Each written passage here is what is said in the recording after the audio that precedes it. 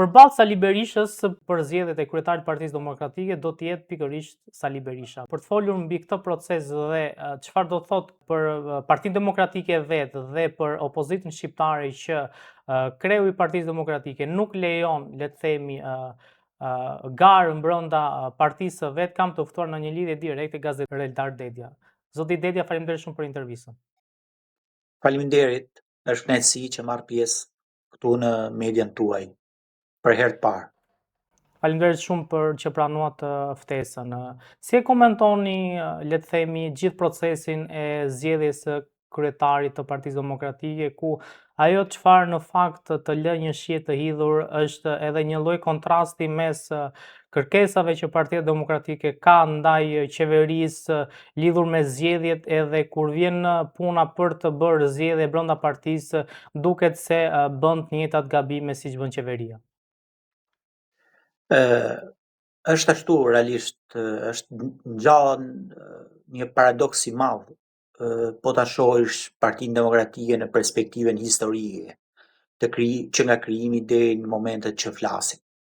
Është një parti e cila u krijua nga revolta qytetare, si nevojë e shtresës më të emancipuar qytetare për një ndryshim shumë të madh të kushteve ekonomike, sociale dhe kulturore të vendit.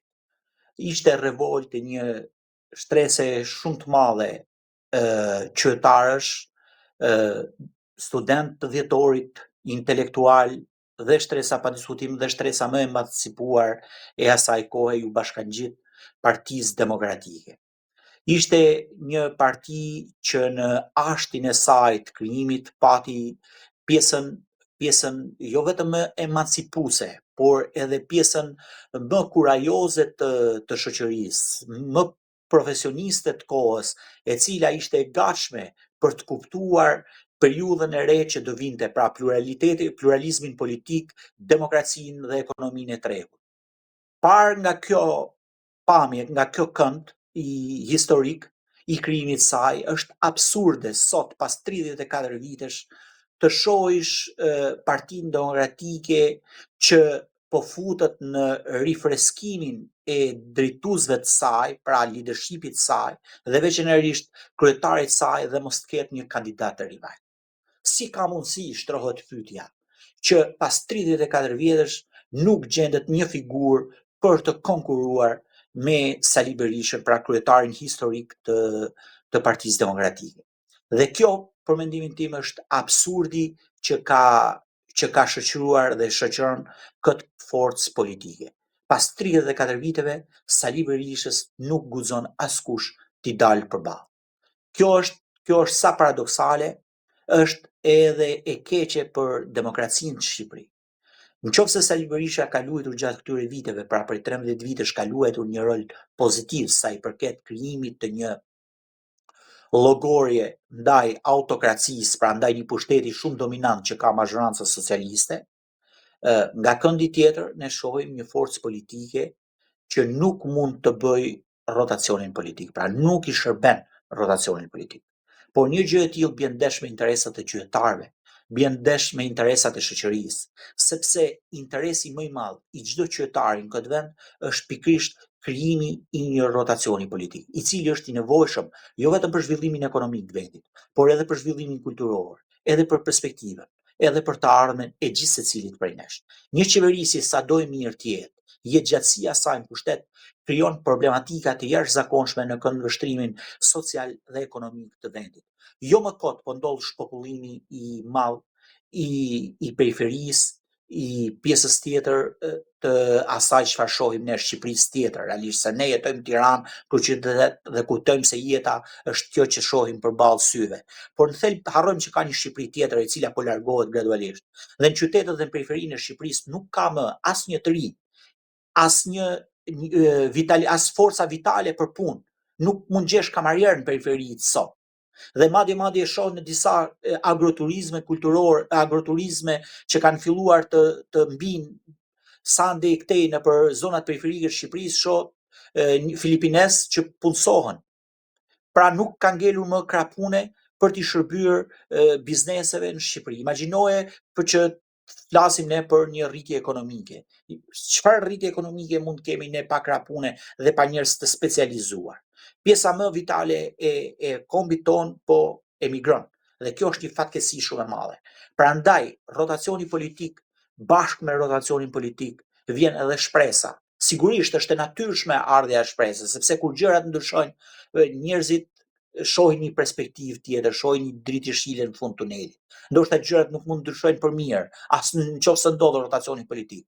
Por shpresa ekziston, dëshira ekziston, perspektiva vjen kur ka ndryshime dhe pa diskutim, ndryshimi sjell edhe të mira.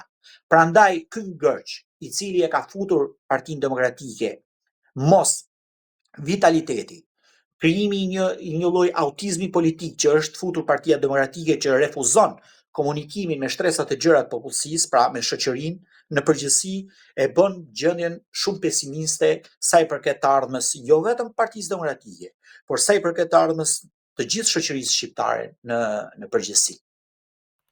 Në fakt ju folet pak për një lloj, po themi, Partie Demokratike ku asnjë nuk i del përballë zotit Berisha. Po të paktën ne kishim disa kandidatë që donin të konkuronin ndaj zotit Berisha, por nuk u lejuan. Pra më shumë është që nuk ka kandidat kundër Berishës apo partia është aq e mbyllur sa nuk lejon që dikush të kandidojë kundër tij. Jo, partia realisht në kushtet që flasim është e vërtetë ajo çfarë thoni ju, po shfaq shenja bunkerizimit të saj. Arsyet janë disa prej tyre, por më shumë se sa frike Sali Berishës për tu përballë në garë, unë mendoj që është frike prapavijes së Sali Berishës, e atyre njerëzve që kanë ndërtuar karrierën e tyre mbi vlera artificiale, që janë imponuar karrierat politike. Dhe këta njerëz e shohin të pamundur ardhjen e një vizioni tjetër. Ata duan të kenë Sali Berishën sepse Sali Berisha është garant i pozicioneve dhe i karrigeve tyre që kanë PD. Për të vetën arsye, sepse kriza ekzistenciale e Sali Berishës, të cilët e kanë krijuar ndërkombëtarët duke mos e njohur si realitet politik, ju garanton atyre pozicionet që kanë në parti. Por jo vetëm këta. Këta persona nuk mjaftohen vetëm me pozicionet që kanë brenda Partisë Demokratike, që kanë krijuar këtë kënaqë të madhe ku ascensori i vlerave nuk funksionon, është bllokuar në katin 0, por e konsiderojnë Partinë Demokratike edhe si një mburoj për interesat të tyre ekonomike dhe familjare. Dhe në thelb Partia Demokratike po merr një përfiturim, një pamje, po krijon një krijesë ku shndërrohet dhe është shndërruar në një forcë politike klanore, që i shërben një grupi shumë të vogël individësh që kriterin elementar dallues kanë servilizmin dhe përputhshmërinë me gjithçka që nuk funksionon në Partinë Demokratike. Ju e shihni nivelin e rebelizmit që ka struktura e Partisë Demokratike. Askush në kryesinë e Partisë Demokratike nuk ju bën përshtypje që pas 34 vjetëve përballë Sali Berishës nuk ka një kandidat rival. Askujt nuk ju bën, vetëm në Korenë e Veriut mund ndodhi kjo gjë, ku kandidati për kryetar të Partisë Demokratike duhet të japi verdiktin ose duhet ta konsiderojmë ne me po ose jo, pra ta konfirmojmë me po ose jo në postin e kryetarit. Kjo është e papranueshme, kjo nuk ka logjik në thelb në një parti ku është pjesë e pluralizmit politik. Në thelb tjetri, brenda Partisë Demokratike nuk duhet konsideruar si armik, por si kundërshtar. Dhe kur e konsideron si kundërshtar ti e pranon se në thelb ashtu është shoqëria, me gjithë pigmentin e saj dhe dallimet që ka ajo. Në qoftë se një individ, një strukturë, një grup, një forcë politike nuk i pranon këto dallime, këto kolore që ka shoqëria, atëherë është e kohë të flitet për demokraci, sistem meritokratik dhe hierarki vlerash. Ajo për t'ju rikthyer dhe herë pyetjes tënde është, mua nuk më interesojnë emrat që kandidojnë përballë Sali Berishës. Mu më intereson procesi, unë jam për te emrave, i ka përcej emrat. Sigurisht ndonjëri prej tyre mund të jetë interesant, mund të ketë peshë brenda Partisë Demokratike, por kjo nuk më mjafton mua. Mu mjafton mënyrën se si e trajtojnë këto procesin për rizgjedhjen e kandidatit të Partisë Demokratike.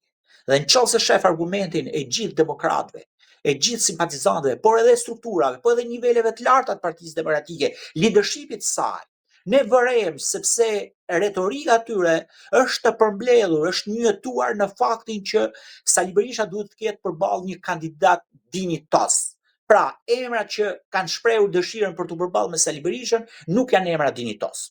Por unë ju them atyre, ju hapni garën, krijoni procesin e rregullt, plotësoni standardet dhe pa diskutim që do keni edhe rival dinitos në të. Jepni kohë kandidatëve të ushtrojnë dhe të komunikojnë platformat e tyre, vizionet e tyre, takohen në bazë, takohen me kryesitë me strukturat e tjera të Partisë Demokratike në përrethe, të flasin media për platformat e tyre, komunikojnë vizionet e tyre dhe pa diskutim letë përballet. Dhe unë jam i bindur se edhe në këtë lloj përballje të madhe, emri Sali Berisha ka një gravitet shumë të madh brenda Partisë Demokratike. Por perspektiva e nesërmja ju bllokon dyert sharlatanëve dhe njerëzve që e kanë ndërthurur dhe e konsiderojnë Partinë Demokratike si plaç për ta grabitur, për ta mbjelur dhe ndonjëherë edhe si bunker për të mbrojtur interesat e tyre. Ata njerëz marrin fund në këtë lloj vizioni dhe në këtë qasje, në qoftë se Partia Demokratike do të rreshtohet në këtë llogore, pra në interesin e qytetarëve, simpatizantëve të Partisë Demokratike.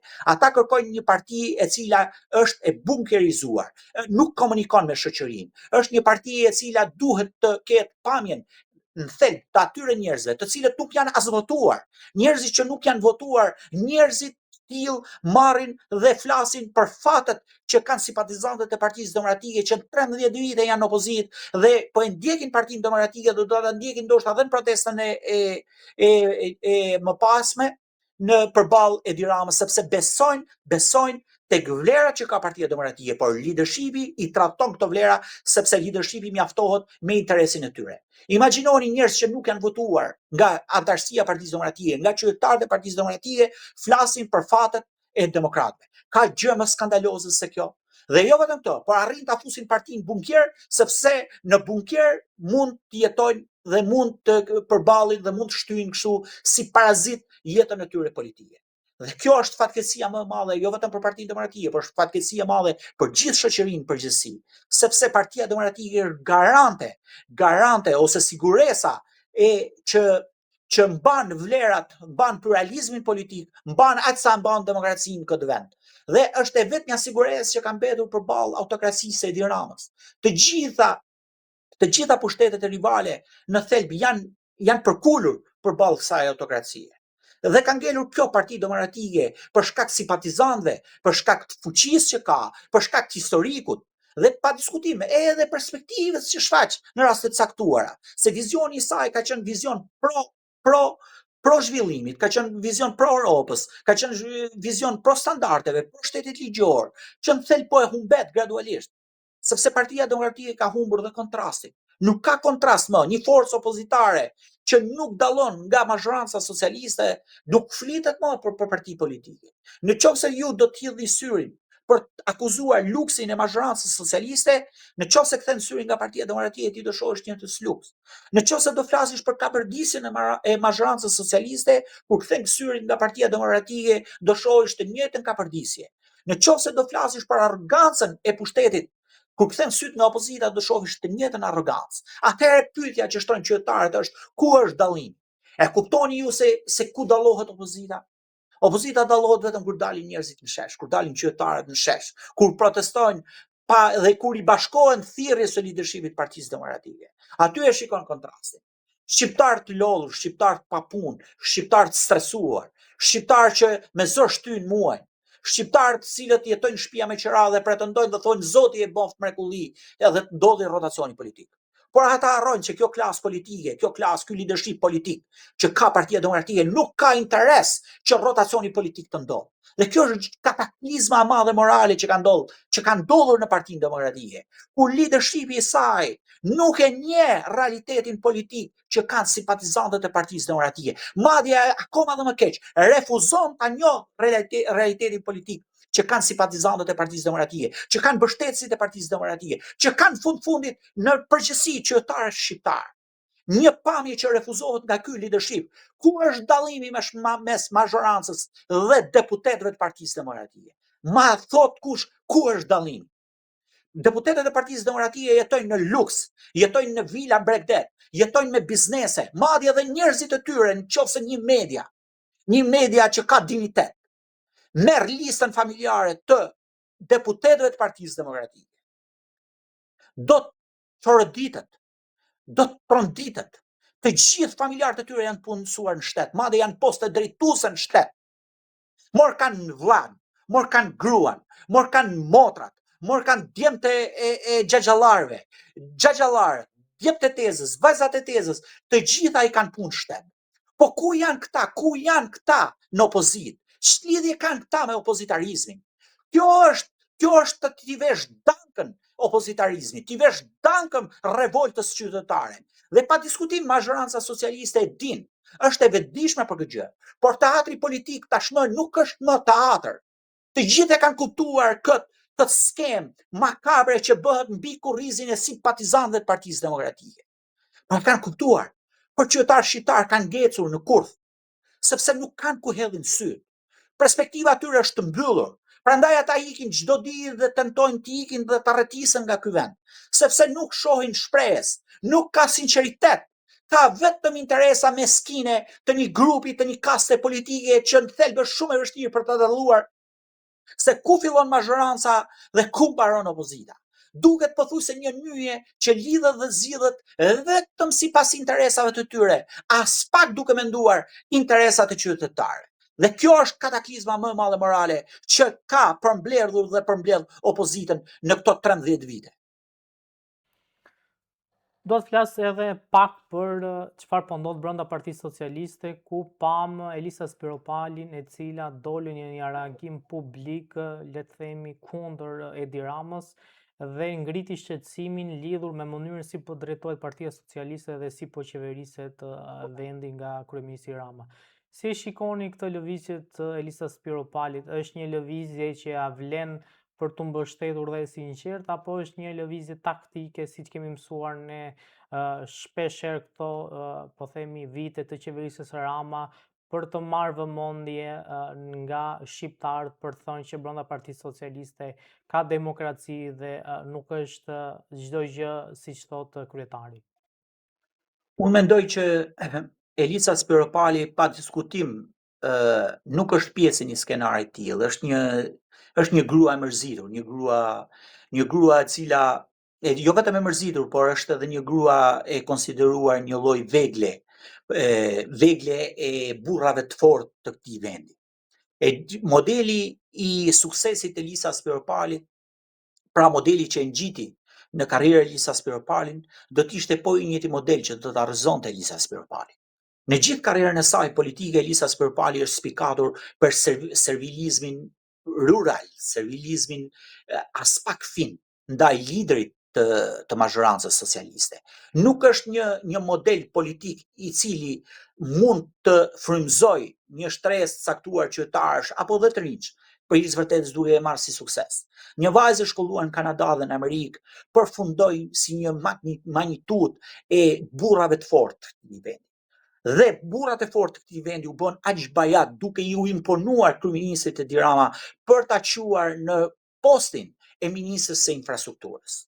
Dështimi për të kapur këtë post, pa diskutim duke përdorur si enturazh force ose si një imanencë gri, burrat fort këtij vendi, e trimëroi Elisa Spiropalin duke i dalë kundra edhe personit i cili për hir të vërtetës i dha karrierë, i dha dignitet, i dha pasuri, i dha luks, i dha arrogancë, i dha qasjen në qytet. Kush do të ishte Elisa Spiropali pa besimin e Edi Ramës? Dhe çfarë modeli bëri ndryshe Elisa Spiropali, ndryshe nga çka bërë Sajmir Tahiri, Erën Velia, i tjetri, gjithë grupi i të rinjve që ju afruan Partisë Socialiste dhe për hir të vërtetës u ngjitën karrierë njëri pas tjetrit nga Edi Rama. Asnjë model, as model suksesi, as model sakrifice, përveç se model servilosje rurale, shumë e trash, as pak fine ndaj liderit të mazhorancës socialiste. Prandaj them që të merresh me Elisa Spiropalin në kuptimin për ta trajtuar si faktor politik, do të ishte vetvrasje është një analizë që imponohet nga qarqet saktuara mediatike, që këta burrat fortë që e kanë investuar fuqinë e tyre, paranë e tyre, njohjet e tyre, lidhjet e tyre, mbështetjet që i kanë dhënë mazhrancës socialiste për ta lartësuar Elisa Spiropali. Madje edhe për ta trimëruar Elisa Spiropali. Dhe kushdo që e bën pjesë debatit nëpër studio televizive, mos harro, Gurian, janë thjesht njerëz që duan ta rihedhin edhe një herë podium Elisa Spiropali, ta bëjnë të dallueshme. Sepse në thelbin e saj ajo nuk ka për çfarë flet. Skënderbeu është ai Skënderbeu që e ngriti dhe pa diskutim do ishte ai Skënderbeu që do ta ulte. Kjo është sepse Skënderbeu ka edhe gurin edhe arë. Elisa Spiropali deri tani është godit me arë. Pa diskutim do goditet edhe me gur sepse karriera e saj politike ka marrë fund që kur investitorët e saj, njerëz dikur pjesë e krijimit, të paktën referuar mediave, janë munduar të investohen në karrierën e saj politike, për ta konsideruar si kolateral në biznesin e madh të Edi Ramës. Asgjë më shumë dhe asgjë më pak ka historia e Elisas Spiropalit në PS. Të falenderoj shumë për intervistën, ishte kënaqësi. Gjithashtu edhe për mua. Të uroj gjithë mirat dhe suksese.